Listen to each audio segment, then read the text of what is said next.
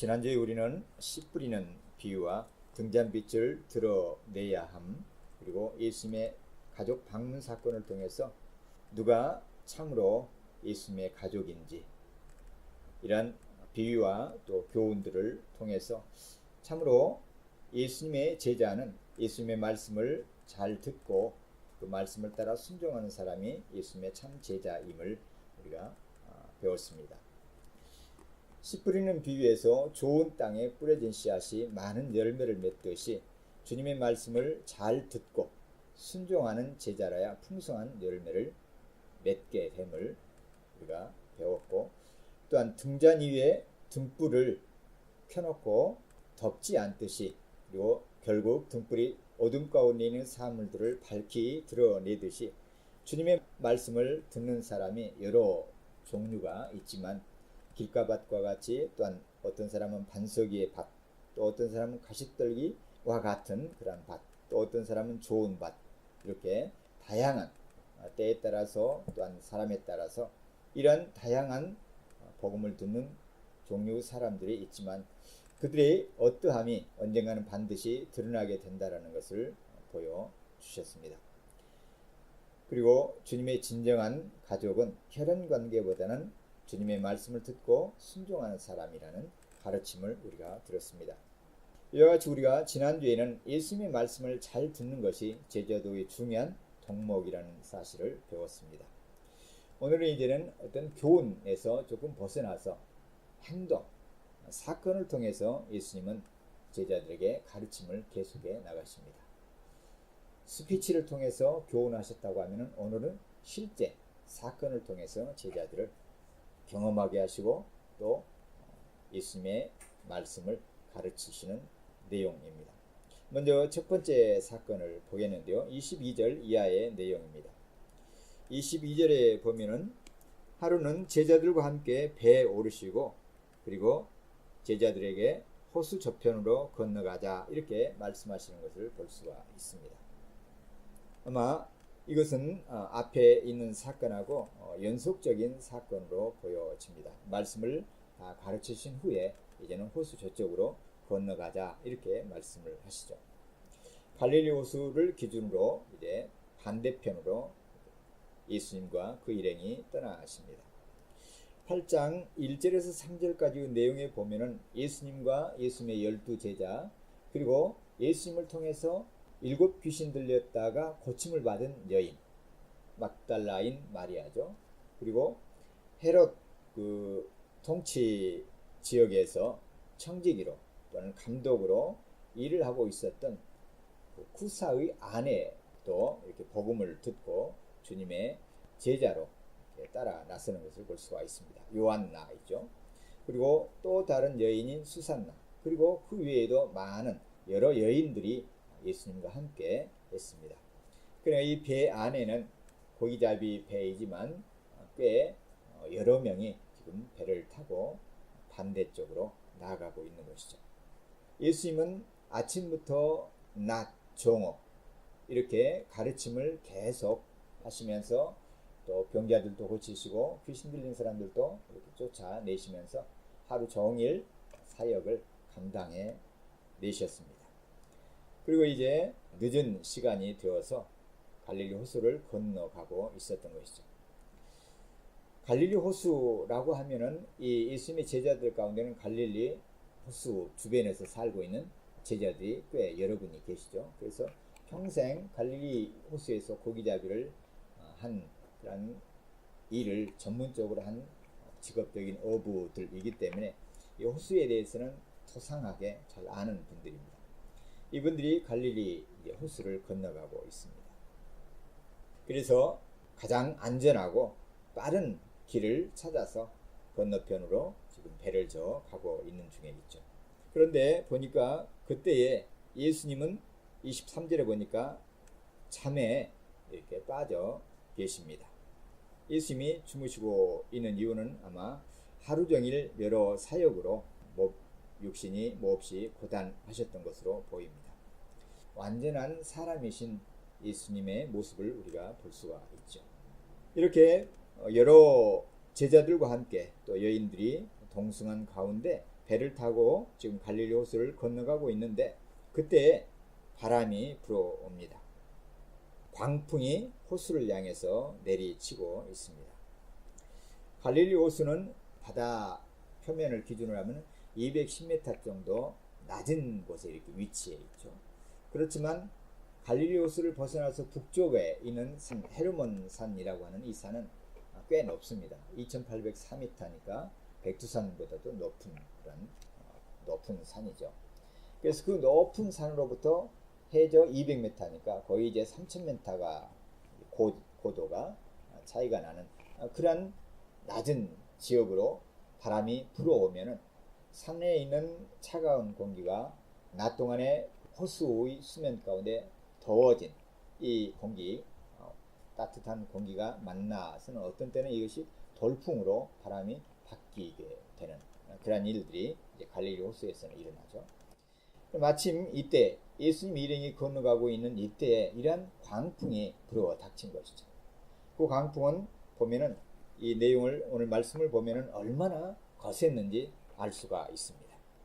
바람이 얼마나 강력하게 내리쳤는지 잠잠했던 그 호수물이 사납게 거세게 치밀어 오릅니다. 그래서 이 뱃속으로 호수물이 뛰어들기 시작을 한 것이죠. 아마 제자들은 깜짝 놀라서 배 키를 꽉 쥐고 또 다른 제자들은 이 배 안으로 들어오는 이 물이 너무 많으니까 정신없이 아마 그릇을 동원해서 물을 호수로 퍼내면서 아마 사투를 벌이면서 이 갈릴리 호수를 건너가고 있었습니다. 그러나 너무나 거센 풍랑이 일으키는 이 바람이 일으키는 파도를 통해서 들어오는 이 물결을 어떻게 해낼 수가 없었습니다. 그래서 배 안으로 물이 쏟아져 들어온 물은 이제는 점점 차올라서 가득할 정도로 이렇게 물이 차게 되었습니다.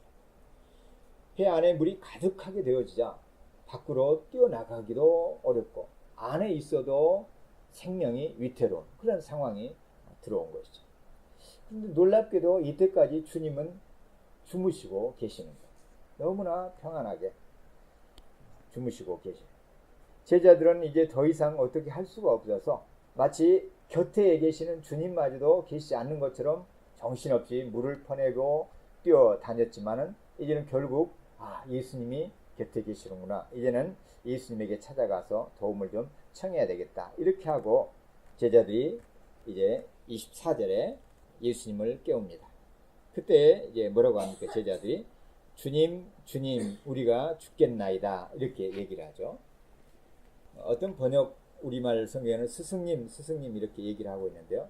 여기에서는 이제 마스터라는 단어로 스승님보다는 조금 더 다른 표현으로 주님, 주인님 이렇게 표현을 하고 있습니다.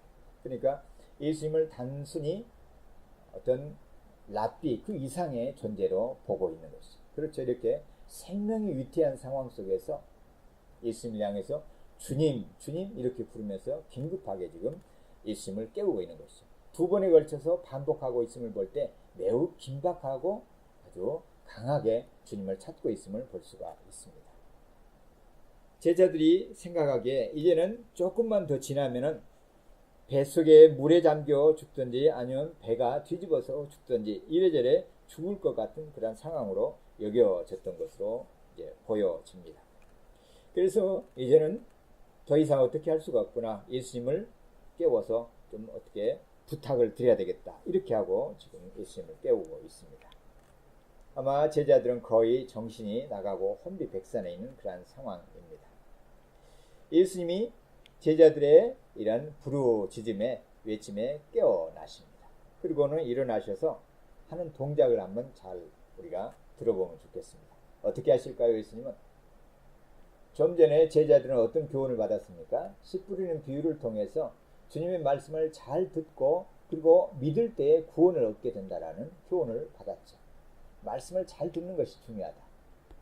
그러면은 반드시 열매를 맺게 된다.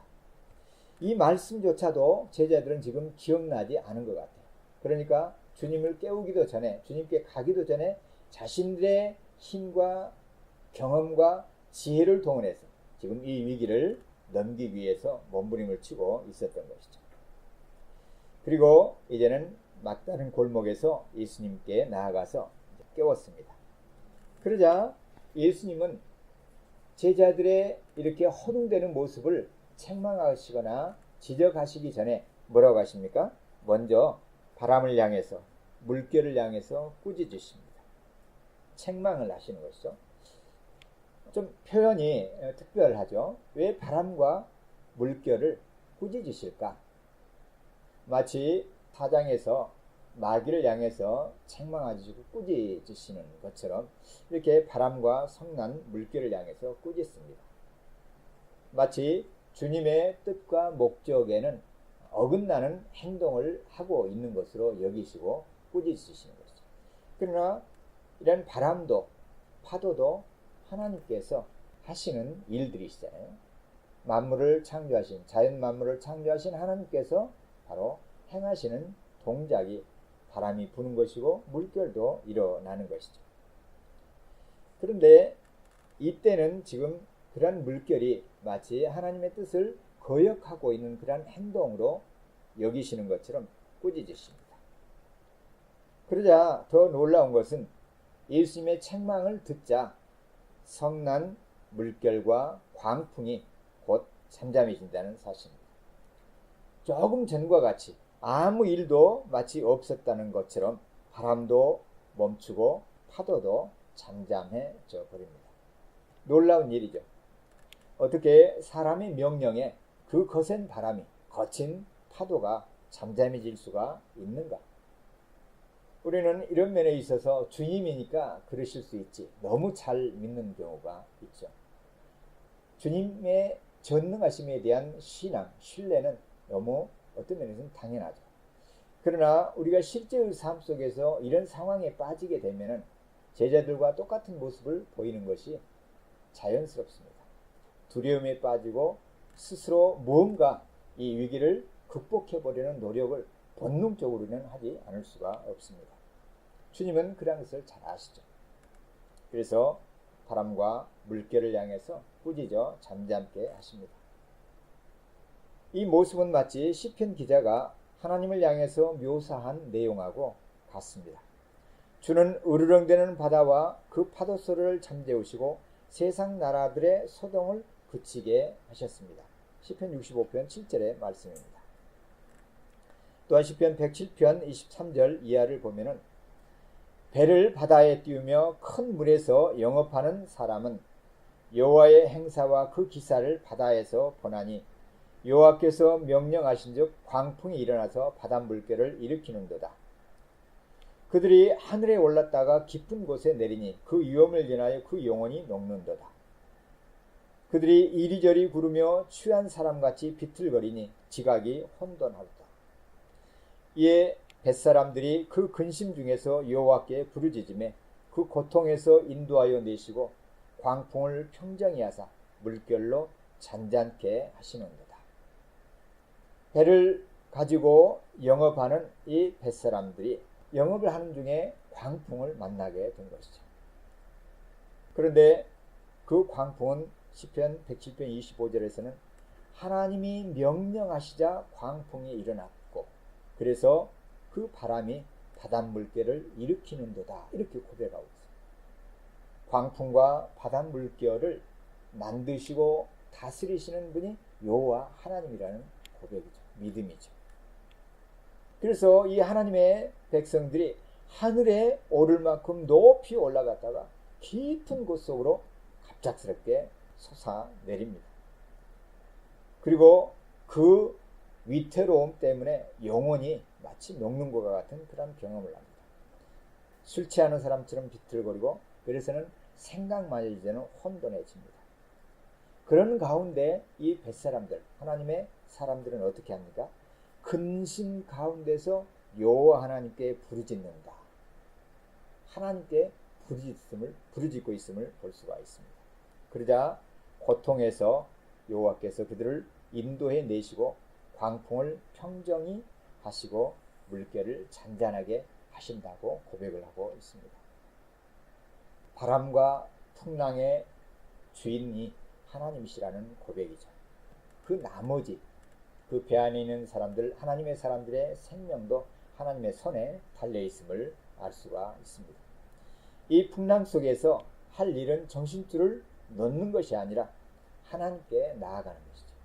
그리고 그 바다와 풍랑을 일으키시는 분이 하나님이심을 알고 그렇다라고 하면은 나머지 생명도 하나님께 달려 있음을 믿고 그분을 향해서 전심으로 기도해야 할 때라는, 바람과 풍랑은 하나님께서 하나님의 백성들에게 지금은 두려움에 빠져서 정신을 놓을 때가 아니라 지금이야말로 하나님을 향해서 껴 부르짖을 때임을 말씀하시는 하나님의 음성이라는 사실이죠. 참으로 삶의 풍랑을 우리는 면할 수가 없는 존재입니다.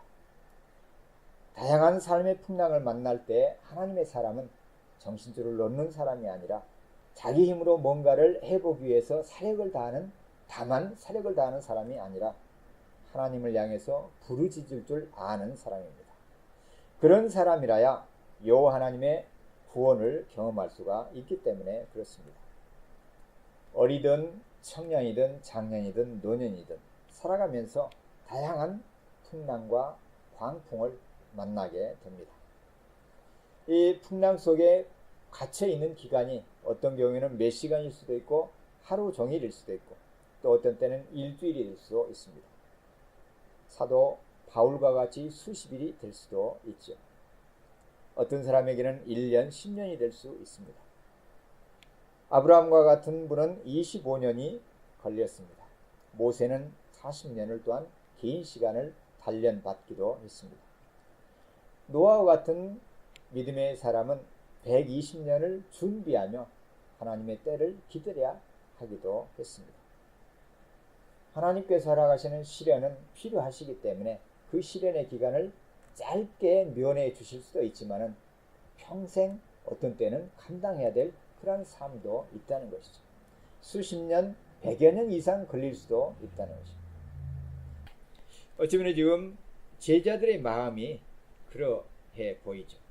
조금 전에 예수님으로부터 가르침을 잘 들었고 예수님을 통해서 병자들을 고쳐내시는 그런 기적적인 역사도 경험을 했고, 그렇다면 어떠한 상황 속에서도 주님만을 잘 바라보고 이 어려움과 시련 속에서도 주님이 우리 곁에 계시니까, 그리고 이 예수님은 나의 주인이 되시니까 내 생명과 내 삶을 책임지시고 나를 안전한 곳으로 인도해 주실 거야 라는 믿음을 갖고 인내하는, 그 인내를 배우라는 인내 학교에 입학해 있음을 깨닫고 인내를 할 텐데, 제자들은 금세 주님의 교훈을 잘 깨닫지 못하고 예수님도 어떤 분인가를 잘 모르는 나머지 두려움과 그 환경의 어려움으로 인해서 자신이 누구인지, 예수님이 누구인지조차도 잊어버리고 두려움에 삼킴을 당했습니다. 시편 107편 30절에 보듯이 여호와 하나님은 하나님의 백성을 소원의 항구로 인도하시는 분입니다. 이 거친 바람, 거센 풍랑을 이용해서 그들의 하나님의 백성의 소원을 이루시는 소원의 그 목적지로 인도하신다는 것이죠. 이 찬송가 가사처럼 이 풍랑을 인하여 더욱더 빨리 나아가게 되는 그런 방편이 되어진다는 사실을 제자들은 믿을 수가 있어야 했는데 그러지 못한 것이죠. 이런 면에서는 우리도 종종 제자들과 같습니다. 어려움이 임하게 되면 신앙을 놓아버리고 주님을 찾기보다는 사람을 찾고 뭔가 스스로가 해내려고 하는 그런 열정에 빠진 나머지 주님을 향한 마음과 신앙을 놓쳐버리기가 쉽습니다. 소원의 항구로 인도하시는 우리 주님을 끝까지 의지하고 주님을 신뢰하는 믿음이 필요할 때인데 우리는 거꾸로 향할 때가 많습니다. 바람과 풍랑을 꾸짖어 잠잠케 하시는 예수님은 바로 시편의 기자가 간구하였던 바로 그 여호와 하나님의 모습입니다. 하나님의 능력을 그대로 나타내 보이시는 우리 주님이심을 볼 수가 있습니다. 폭풍과 거친 풍랑을 잠재우시는 하나님이신 예수님의 권능을 지금 증명하고 있는 것이죠. 성자 하나님은 사실 말씀으로 계시며 우주 만물을 창조하신 창조자이시죠. 그분은 또한 전능한 만물의 통치자이심을 지금 제자들 앞에서 낱낱이 상세하게 목격하게 하시고 경험하게 하고 계십니다. 제자들은 이런 예수님이 어떤 분인지 하나님이신 예수님을 제대로 알지 못하고 그래서 그 예수님을 온전히 신뢰하지 못하고 있음을 볼 수가 있습니다. 그 증거가 25절 이하의 내용입니다. 25절을 보면은 예수님이 그들에게 말씀하십니다. 다 같이 한번 읽어볼까요? 제자들에게 이르시되 너희 믿음이 어디 있느냐 하시니 그들이 두려워하고 놀랍게 여겨 서로 말하되 그가 누구이기에 바람과 물을 명함에 순종하는가 하더라. 예수님이 제자들에게 말씀하셔요. 뭐라고 말씀하셨습니까? 너희의 믿음이 어디에 있느냐. 예수님이 이렇게 말씀하시지 않으세요? 이 믿음 없는 자들아 어찌해서 믿지 못하느냐 이렇게 말씀하시지 않으세요? 너희 믿음이 어디에 있느냐. 일단은 인정을 하시죠.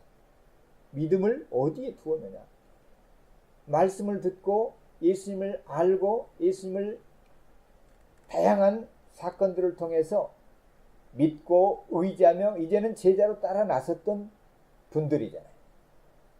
삶의 모든 것들을 버려두고 주님을 향해서 이제는 생을 온전히 맡기고 주님의 제자로 나섰던 그들이라고 하면은 예수님을 믿으니까 따라 나선 것이죠.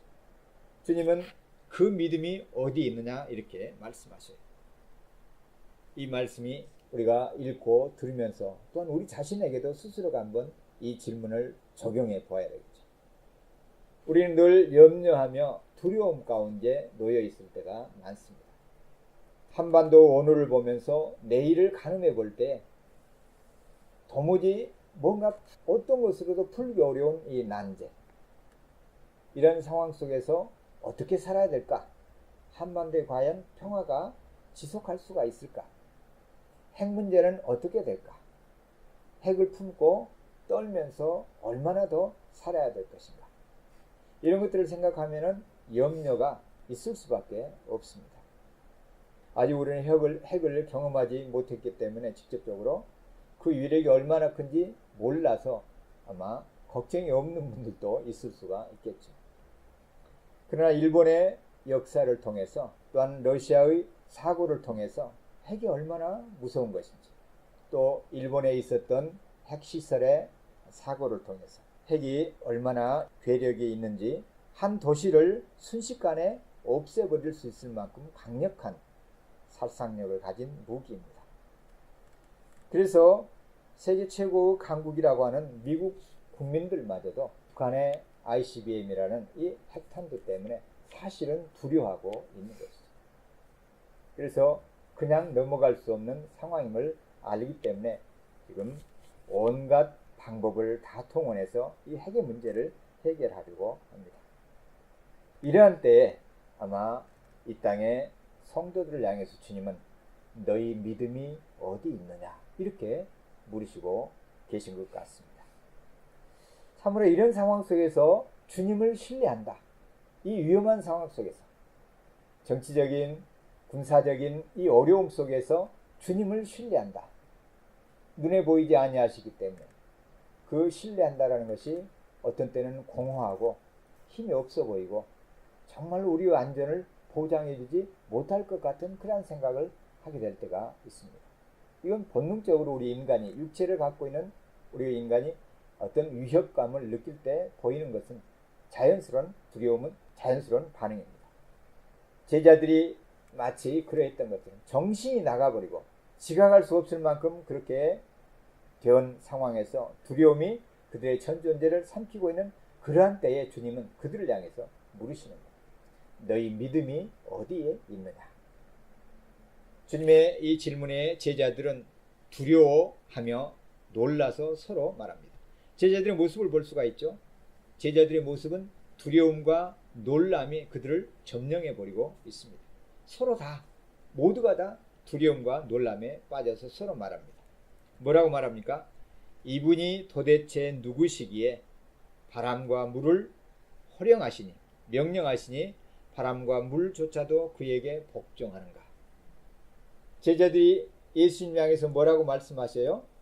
이분이 도대체 누구이시기에 바람과 물조차도 그분에게 복종하는가. 바람과 파도를 잠잠하게 하는 이분은 도대체 누구시냐, 이런 질문이죠. 이걸 보면은 제자들은 아직 예수님이 누구신가를 완전히 알고 있지 못하다는 것을 알 수가 있죠. 예수님이 창조주 하나님이시고 자연 만물을 다스릴 수 있는 권세와 능력을 가지신 주님이시라는 사실을 제자들은 지금 온전히 모르고 있음을 볼 수가 있어요. 제자들은 그분이 위대한 스승님이시고 또한 주인이신 것을 정도는 알고 있어요. 그렇지만 그 주인의 능력이 어느 정도 되는지, 그분의 존재가 얼마나 높으신지 온전히 모르고 있다는 사실이죠. 제자들은 주님과의 만남을 통해서 주님에 대한 지식이 더욱더 커져갈 필요가 있습니다. 이런 제자들 향해서 주님은 믿음이 없는 사람들아 이렇게 꾸짖지 아니하십니다. 돌짝밭과 같은 제자들이 이 시련을 만나서 금방 믿음이 시들어 버렸지만 주님은 그들의 믿음으로 인해서 실망하시거나 체념하시지 아니하시고 그들을 그분이 원하시는 수준으로 계속해서 키워나가기를 원하시는 것이죠. 비록 지금은 자연 환경으로 인해서 겁을 먹고 주님이 조금 전에 가르쳐 주신 교훈도 있고, 아니 바로 곁에 계시는 주님이 곁에 계시는 그 주님마저도, 주님의 존재마저도 잊어버리고 있는 제자들이지만 그들 안에서 온전한 믿음을 볼 수가 없지만, 그래서 주님을 신뢰하는 가운데 평안을 누려야 함에도 불구하고 불안에 떨고 있는 그들이지만 주님은 다시 한번 기회를 주시는 말씀으로 너희 믿음이 어디 있느냐, 이렇게 어떤 면에서는 그들의 믿음을 불러일으키고 계시는 것으로 보입니다. 삶의 풍랑 속에서 제자들은 어떤 면에서는 다윗과 같은 기도를 드릴 수가 있어야 했을 것입니다. 시편 69편에 보면은 다윗은 이렇게 기도합니다. 하나님이여 나를 구원하소서. 물들이 내 영혼까지 흘러 들어왔나이다.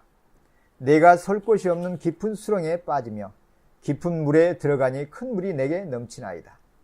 내가 부르짖음으로 피곤하여 내 목이 마르며 내 하나님을 바람으로 내 눈이 쇠하였나이다. 나를 수렁에서 건지사 빠지지 말게 하시고 나를 미워하는 사람에게서와 깊은 물에서 건지소서. 큰 물이 나를 엄몰하거나 깊음이 나를 삼키지 못하게 하시며 웅덩이로 내 위에 그 입을 닫지 못하게 하소서. 여호와여 주의 인자하심이 선하시오니 내게 응답하시며 주의 많은 긍휼을 따라 내게로 돌이키소서. 주의 얼굴을 주의 종에게서 숨기지 마소서. 내가 환난 중에 있사오니 속히 내게 응답하소서. 지금 풍랑 가운데서 제자들에게 필요한 것은 바로 이 기도였죠.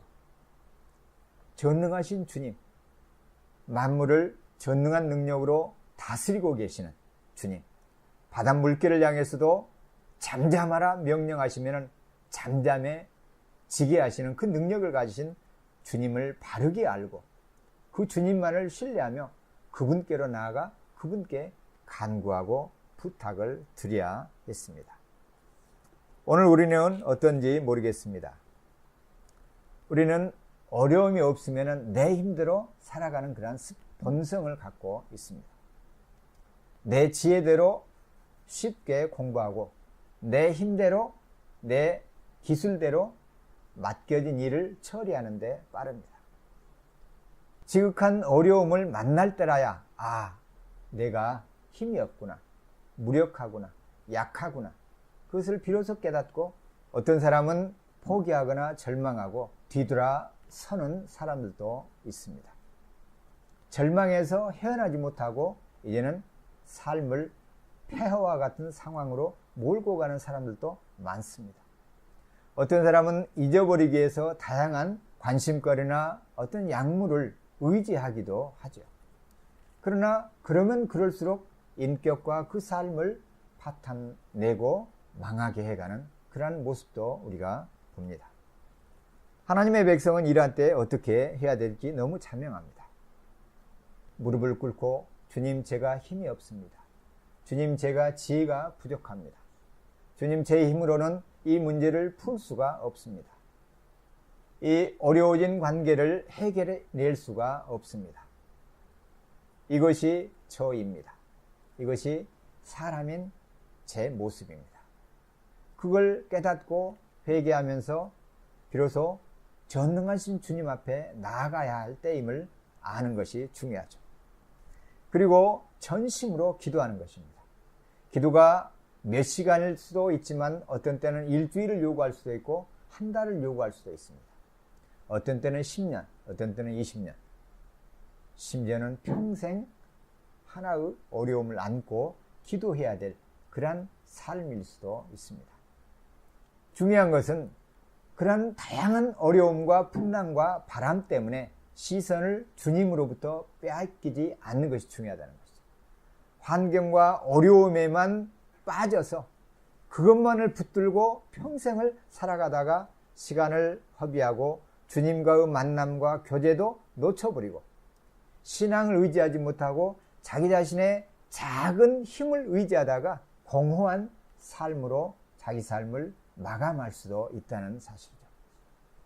얼마나 많은 사람들이 평생을 이렇게 싸우다가 삶을 마감하는 경우가 얼마나 많은지 모릅니다. 그러나 오늘 말씀을 보면 주님은 이러한 어려움을 통해서 누구를 의지하라고 요구하십니까? 전능하신 주님을 찾으라는 것이죠. 나를 믿고 의지하라는 주님의 나팔이고 사이렌입니다. 기도는 그래서 우리 그리스도인의 가장 본질적인 요소라는 거죠. 기도 없는 삶은 제자로서의 삶이 될 수가 없음을 오늘 말씀을 통해서 우리가 알 수가 있습니다. 우리가 매주 매일 주님의 말씀을 듣고 주님으로부터 교훈을 받지만 그 말씀을 따라서 주님을 신뢰하고 신앙하는 삶을 사는 데까지는 또 거리가 있음을 알 수가 있습니다. 말씀을 통해서 주님이 누구신가를 알려주시고 알았다라고 하면은 우리는 그 알매 수준과 깊이만큼 주님을 더욱더 신뢰하며 그분의 말씀을 따라가는 몫이 우리에게 놓여 있다는 것을 알 필요가 있습니다. 어려움이 크기가 중요한 것이 아니라 주님을 얼마만큼 알고 그 주님을 그대로 신앙하느냐의 문제라는 것이죠. 우리는 그렇지만 늘 내가 당한 어려움이 얼마나 큰지, 내가 겪고 있는 고통이 얼마나 심한 것인지 거기에 늘 관심을 빼앗기기가 쉽습니다. 그러나 그러한 순간에도 필요한 것은 환경은 잠잠하게 솟구치던 하늘 위로 솟구치던 바다 끝으로 내려가든 그냥 놔두고 그때 필요한 것은 무릎을 꿇고 주님께 나아가야 한다는 사실을 우리가 꼭 오늘 말씀을 통해서 배워야 되겠습니다. 그분이 누구이기에 바람과 물을 향해서 명령하자 바람과 거센 물결이 순종하는가? 그 주님이 바로 나사렛 예수 그리스도이시고 그분이 우리의 인생의 주인이라는 사실, 우리의 기도의 대상이라는 사실을 오늘 우리가 깨달았고 신뢰해야 되겠습니다.